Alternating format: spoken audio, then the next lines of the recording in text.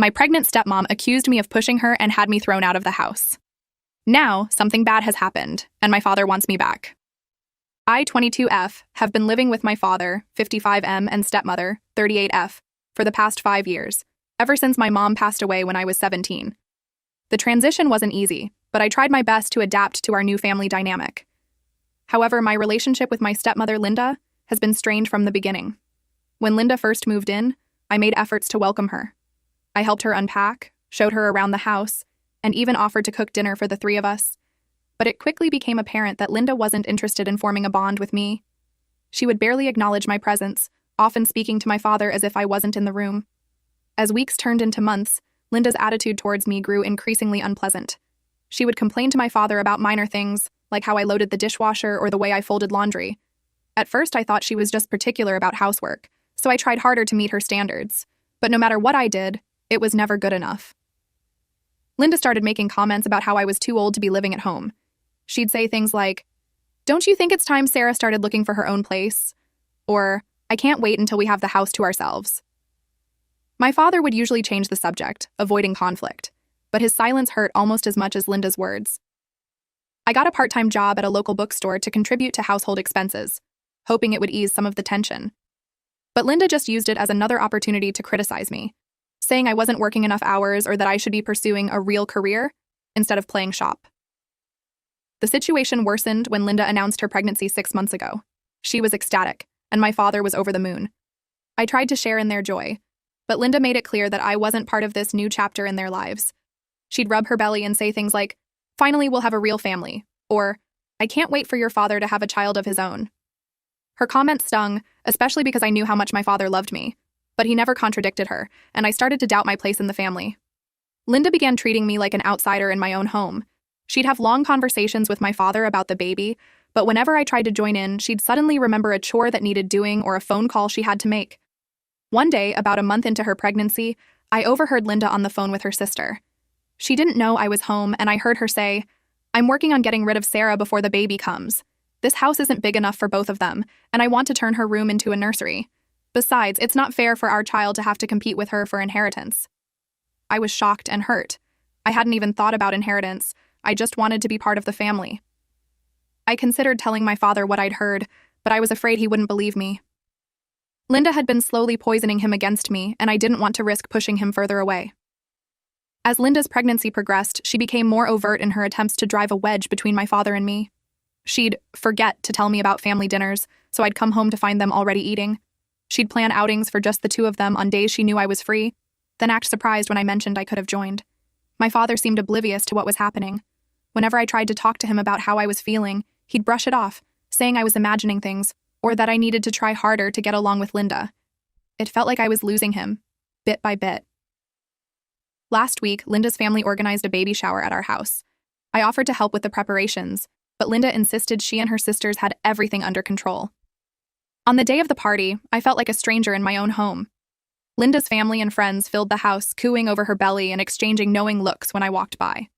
I tried to stay out of the way, spending most of the time in the kitchen. I was fixing myself a sandwich when I heard a commotion from the living room. Curious, I stepped out to see what was happening. The scene that greeted me was chaos. Linda was on the floor, clutching her stomach and sobbing. Her sister was kneeling beside her, glaring at me with pure hatred. Before I could ask what had happened, Linda pointed at me and wailed, "She pushed me! Sarah pushed me!" I was stunned. I hadn't even been in the room, let alone anywhere near Linda.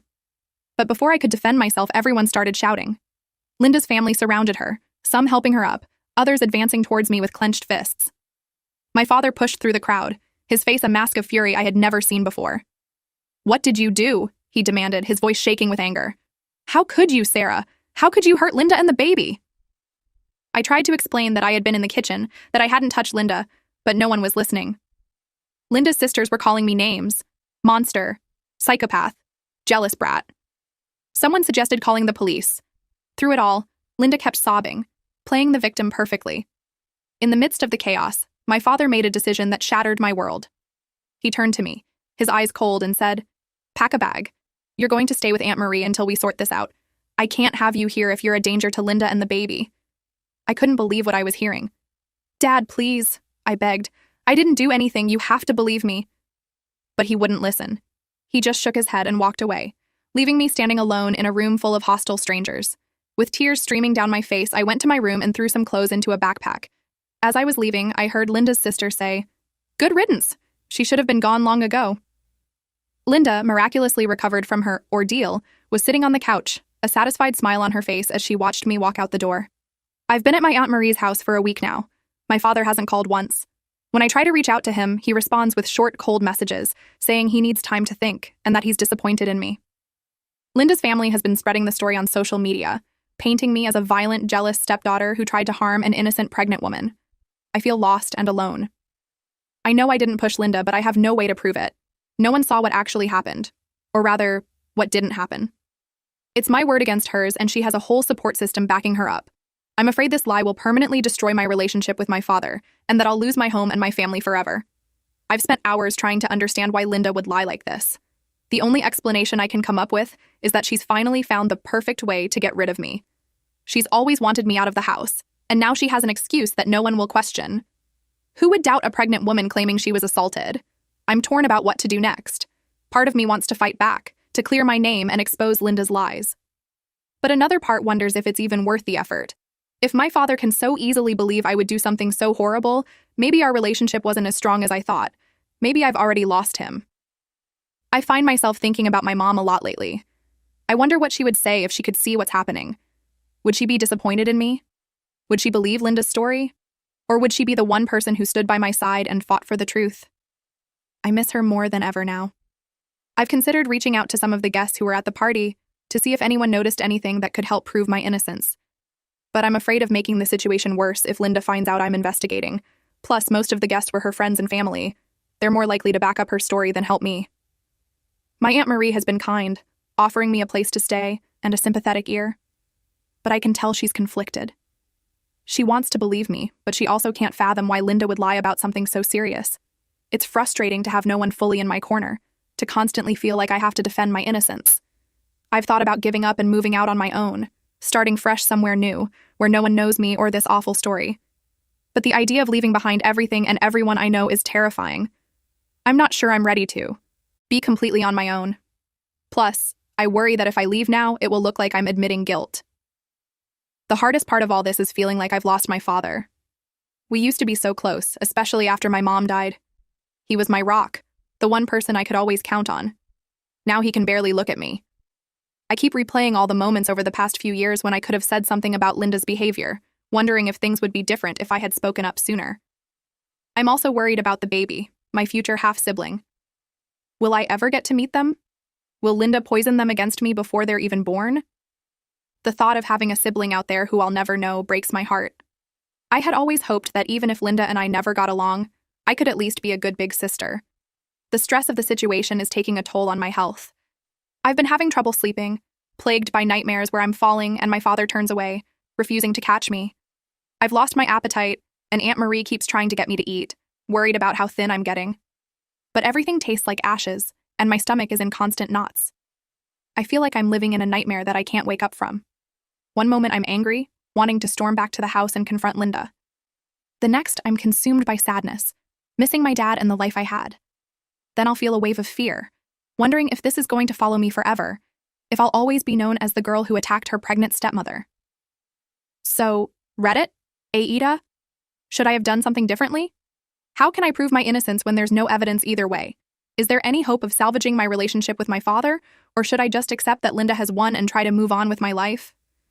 I never thought I'd be in a situation like this. I always tried to be a good daughter to make my father proud. Now I feel like I've lost everything, and I don't know how to get it back. Any advice would be appreciated. I'm lost and scared, and I don't know where to turn. Thank you for reading this far. Writing it all out has helped a little, even if it doesn't change anything. I hope someone out there understands and believes me. I could really use some support right now. Update. It's been a month since I was accused of pushing my pregnant stepmother. A lot has changed. For the past month, I've been staying at my Aunt Marie's house. Life has been quiet here, but I've felt like I was in limbo. I couldn't move forward with my life, but I also couldn't go back to how things were. My father still wasn't talking to me, and I had no idea what was happening at home.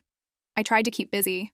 I helped Aunt Marie around the house, picked up some extra shifts at the bookstore, and even started looking into online classes. But everything felt temporary, like I was just going through the motions. One evening, about a month after I'd been sent away, Aunt Marie came into my room with a strange look on her face. She sat down on the bed next to me and took my hand. I could tell something was wrong. Aunt Marie told me that my father had called. At first, my heart leapt. Was he finally ready to listen to me? But then I saw the sadness in my aunt's eyes, and I knew this wasn't going to be a happy conversation. She explained that my father wanted me to pack my bags. He was coming to pick me up the next day. He had also said he was sorry, but Aunt Marie didn't know what exactly he was apologizing for. Then came the shocking news. Linda had slipped on the stairs at home and had a miscarriage. My first reaction was disbelief, followed quickly by fear. I was afraid I would somehow be blamed for this too, even though I hadn't been anywhere near the house. I spent that night tossing and turning, unable to sleep. Part of me was relieved that I might finally be able to go home and clear my name. But another part was terrified of what I might be walking into. The next morning, I packed my bags with shaking hands. Aunt Marie tried to reassure me, but I could tell she was worried too. We waited in tense silence for my father to arrive. When I heard the car pull up, my heart started racing. I watched from the window as my father got out of the car. He looked tired and older than I remembered. When he rang the doorbell, I hung back, letting Aunt Marie answer it. I heard them talking quietly in the hallway for a few minutes before my father came into the living room where I was waiting. When he saw me, his face crumpled. To my shock, he rushed forward and pulled me into a tight hug. My father apologized over and over. He told me he was so sorry for not believing me, for sending me away, for letting things get so bad. At first, I was too stunned to react. Then, slowly, I hugged him back, feeling tears start to fall. When we finally pulled apart, my father explained what had happened. After Linda's accident and miscarriage, she had been devastated. In her grief, she had confessed to my father that she had lied about me pushing her at the baby shower. She told him that she had made up the whole thing because she wanted me out of the house. Linda admitted that she had been jealous of my relationship with my father. She felt like an outsider in our family and thought that if I were gone, she would finally have my father's full attention. But after losing the baby, she realized how wrong she had been. She told my father that she felt like she was being punished for hurting an innocent person. I listened to all of this in a shock. Finally, the truth was out. But another part of me felt sad for Linda. I knew how much she had wanted that baby, and despite everything she had done, I wouldn't wish that loss on anyone. My father asked if I would be willing to come home. He promised that things would be different, that he would listen to me and stand up for me. He said Linda wanted to apologize in person and try to make amends. I was hesitant at first. The last month had been hard, and I wasn't sure if I could trust Linda again, but I missed my home and my dad. After talking it over with Aunt Marie, I decided to give it a try. The car ride home was quiet. My father tried to make small talk, but I could tell he was nervous. When we pulled up to the house, I felt a knot in my stomach. This place that had once been my safe haven now felt foreign and a little scary. Linda was waiting for us in the living room. She looked pale and thin, with dark circles under her eyes. When she saw me, she burst into tears. She apologized over and over, telling me how sorry she was for lying and for trying to come between my father and me. I didn't know how to react at first. Part of me wanted to yell at her, to tell her how much she had hurt me. But seeing her so broken down, I couldn't bring myself to add to her pain. I told her I accepted her apology, but that it would take time for me to trust her again. Over the next few weeks, we all worked on rebuilding our relationships. My father made a real effort to spend time with me, to listen to my concerns and stand up for me when needed. Linda and I started having weekly coffee dates where we would talk honestly about our feelings and fears. It wasn't easy, and there were plenty of awkward moments and setbacks. But slowly, things started to improve. Linda began to open up about her own insecurities and her grief over losing the baby. I found myself feeling sympathy for her, understanding a little better why she had acted the way she did. As for me, I started to feel more secure in my place in the family. My father reassured me repeatedly that I was his daughter, and that nothing would ever change that. He even started talking about setting up a college fund for me, something Linda surprisingly supported. Now, 3 months after that terrible day at the baby shower, things are better than they've been in years. Our house feels like a home again. Linda and I aren't best friends, but we've developed a mutual respect. My father is more present and involved than ever. I know we still have a long way to go. Trust, once broken, takes a long time to rebuild. But I'm hopeful for our future as a family. This experience has taught me the importance of communication, forgiveness, and standing up for the truth. To everyone who supported me during that difficult time, thank you. Your kindness and advice helped me get through some of the darkest days of my life. And to those who are going through similar family struggles, don't give up hope. Sometimes, even in the most unlikely circumstances, healing is possible.